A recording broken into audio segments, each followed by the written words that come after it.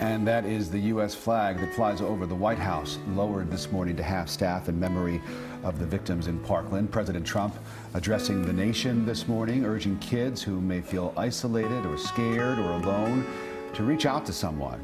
And in addition to his speech, the president is also planning to come to Parkland to meet with families of victims and local officials. But these were his first public words since the shooting, and he did not mention guns or gun control at all. CBS 4's Mola Lenghi is live at the White House tonight with more on what he had to say. Mola. Well, Rick Rudabeh, good evening. As you know, in the wake of these mass shootings, gun policy, gun control, gun laws, gun rights, all of these things typically become the focus of the debate. But President Trump, in his address to the nation today, did not touch any of those topics.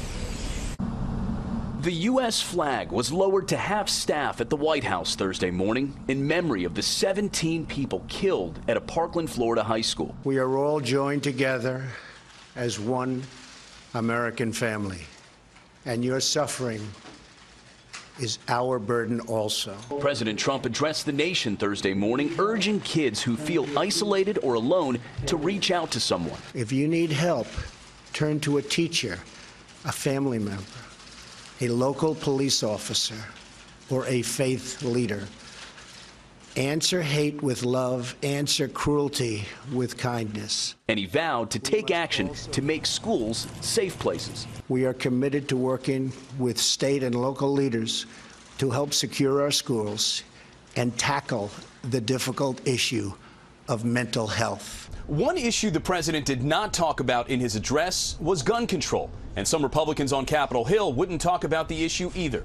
This is not the time to jump to some conclusion, not knowing the full facts. We've got a lot of more information we need to know. But Florida Senator Bill Nelson said guns like the one the shooter in Parkland used shouldn't be allowed. An AR-15, which what this rifle was, is not for hunting.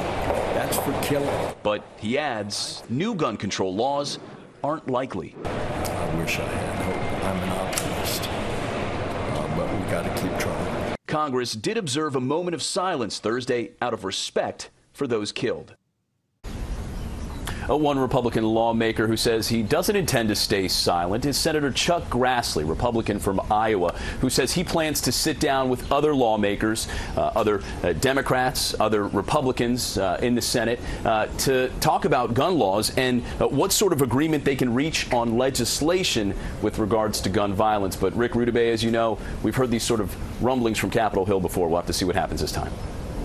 Mola Lenghi at the White House. Thank you very much. Thank you.